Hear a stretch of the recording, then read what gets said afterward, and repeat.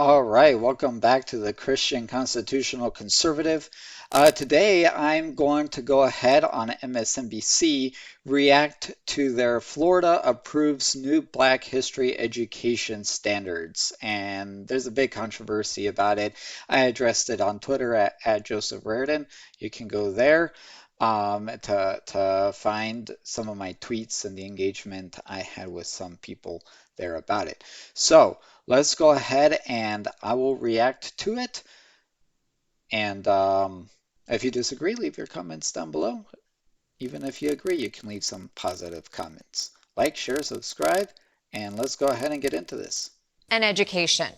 The State Board of Education just approved new rules for how to teach Black history in public schools. And according to the Washington Post, the new standards say students should learn that enslaved people develop skills that, quote, could be applied for their personal benefit. And that during lessons about mob violence against Black residents, teachers should include acts of violence perpetrated against and by African Americans. Okay, so they're making a big deal about just these two things. Now, I want to know is if these are the only two things that they're making a big deal of, then that means that this new curriculum is acknowledging the evils of slavery, is acknowledging that it was brutal and that it was not good, and it's acknowledging that morally it was a bad decision. Because if it wasn't doing any of those things, that'd be on the list too, included. All right, so now let's go ahead and look at this. Teaching the enslaved people develop skills that could be applied for their personal benefit. Obviously, they did develop skills. They learned how to farm. All right, and I'm not saying slavery out of it. It was wrong. However, let's say if there would not have been slaves, what work would they have been looking for in the South, which was mostly agrarian? Now, Black Americans in the North, when they would win their freedom, or even if they never were slave and were always free, they could find manufacturing jobs, shipping jobs, things like that. The South was more agrarian. So Black Americans, if they would have never been slaves, they still would have been going to the same plantation owners looking for work, and they would have had to develop their skills one way or the other. So they learned how to farm, and after the Civil War, many of them went to farming. They kept on working with cotton. All right. Now, mob violence against Black people. Hey, the curriculum is saying, yeah, there was violence perpetrated against Black Americans. That's true. However, there were also Black Americans who sometimes did things against white Americans as well. When it says mob violence, what I want to know is if this is including the Nat Turner Rebellion and several rebellions included in that. All right? Because that could be it too. So let's bring in Michael Eric Dyson, professor of African American Studies at Vanderbilt University. He's also the co-author of Unequal. Oh no, I think she got kicked out. Oh, what is her name? She's on some of the Dinesh D'Souza videos sometimes. I can't remember her name. A story of America. Michael, first your reaction to these changes. Well, Anna, thanks for having me. It's quite ludicrous. It's devastatingly deceitful. It's mendacious, and it doesn't recognize the central place of pedagogy and teaching and curriculum in trying to get at lessons for young people. Why is the state trying to impose its hand on the teaching of history of African American people? Hey, BLM wanted to do the same thing. People for the state's students. This is something that should be generated with educators, experts at disseminating information. This would be akin to saying that Native American people, when we teach their history, we should not only talk about the smallpox blankets that were distributed by the Pilgrims, but the attempt of... Wait a second. I don't remember ever hearing about the Pilgrims distributing smallpox blankets. Now I know that during the French and Indian War, which was long after the Pilgrims, during the French and Indian War, I know that there were some British generals, British commanders that sent smallpox blankets with the Huron, which were the Native Americans allied to the French, and they took those blankets up and it spread. I also know that down in the south, not Hernan Cortes, Pizarro. Pizarro also took blankets and clothing with smallpox and distributed it among the Inca. So I do acknowledge that those are there. I don't remember hearing about the Pilgrims doing that. If you have heard about that, put it in the link below. But I read Nathaniel Philbrick.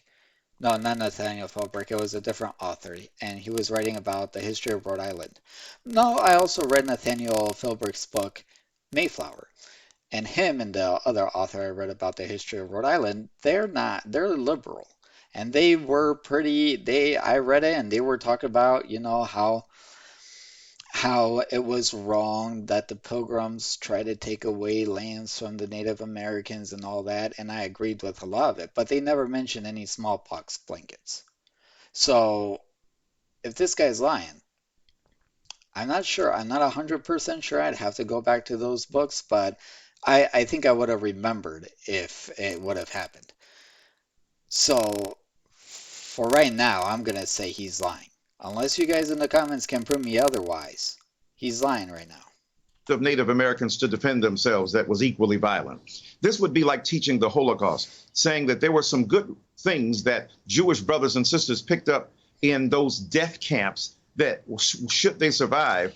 Here's the difference, is a lot of those Jews in death camps were something else before. They were already successful before. They already had lived a normal life before. Slaves did not, they were born in slavery. So the only skills they learned was being slaves. I'm not saying that they couldn't have learned them being free. They could have learned them being free as well, but that's not what happened. The could-haves and the should-haves are not a part of history.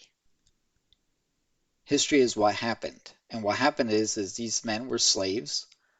Men and women were slaves. They learned all kinds of things while they were being slaves. They learned how to plant cotton. They learned how to cook. Well, cook, some of that comes naturally. They knew how to, for the most part, they knew how to farm. And once the Civil War was over, they took the skills and they went and farmed. Some of them were blacksmiths, some of them were all kinds of things. So they had to learn those trades, and a lot of them were taught by, well, blacksmiths and stuff probably were taught by whites. Agriculture probably just passed down one by one. But they did learn those skills while they were there. Would be helpful for them to make their way in life. This is ludicrous. This was an institution of enslavement. Now they're saying we should Yes, but did they learn something or not? teach both Rosa Parks and Thomas Jefferson. No problem there, except to say that Thomas Jefferson, while being a creative interpreter of American history and a contributor as a founding father, was also enslaving human beings. Rosa Parks was not. Yes, nobody disagrees that Thomas Jefferson was enslaving people. But that's not even the point of these two points here. It's not. So this false equivalency between experiences of African American people and others being dictated to by the state of Florida is a grave disservice to true education in America. And those who are on the right wing who supposedly want to keep government out of the classroom and the bedroom are doing the exact opposite. Well, I'm sorry, sir, but this is a public school. It's public. Now, if you want to get rid of public schools to make sure that the state isn't involved in public schools, we're all for that too. Shut the public school system down. Republicans would be for that. Context always matters, right? Florida's education commissioner argues that these changes will make the history curriculum more, quote, robust. So he's claiming this means students will learn more of the history. What do you see as the longer term impact of all of this on the next generation? Right, it's ridiculous. How is it more robust? Help us understand what that might mean. Robust in terms of what? More rigorous in its approach? No, it's not. It is distorted. It is How do we know? Listen, I would have to actually look at the curriculum to know. The only thing we know right now about this video is those two things that they posted. And that's the only thing that I've been seeing in my phone the whole day is those two little things. If there's more to complain about, then complain about it, but show us the evidence. taking U.S. history, in this case, African American contributions to history, and not just history, but culture, politics, sociology, and the like. It is taking the. So did they get rid of Frederick Douglass in the book, in the curriculum? Did they get rid of MLK or Rosa Parks? Experiences of marginalized peoples and putting them on the chopping block of a ideology and a politics that is destructive. What impact will it have? It will deny young students access to rigorous history, to robust history, to an accounting of America for what it has done in the past that has been glorious and has been grievous. The point of history is for us to learn from that past in order to apply lessons to the present. What Florida wants to do is to distort what happened back then so they can manipulate what's going on now. The two are intimately webbed, and I think tragically so in the case of Florida. All right, so I'm looking right now real quick to see if I can find anything besides what these people are saying. Anything that will give me more details.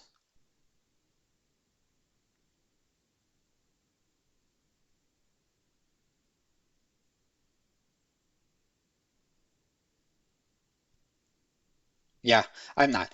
And it'll probably take a while. I'll probably do it on my own research after this video. But yeah, so to make all the claims that he's making over two little things, that's the only thing there's only two things you can complain about out of all of it. That's all. You have to be more substantive. You have to have more evidence than just talking and talking and moving your mouth. All right. So we'll see you next time. Like, comment, subscribe, share. I want to get to 50 soon. So make sure you're sharing and subscribing. All right? Thank you. We'll see you later.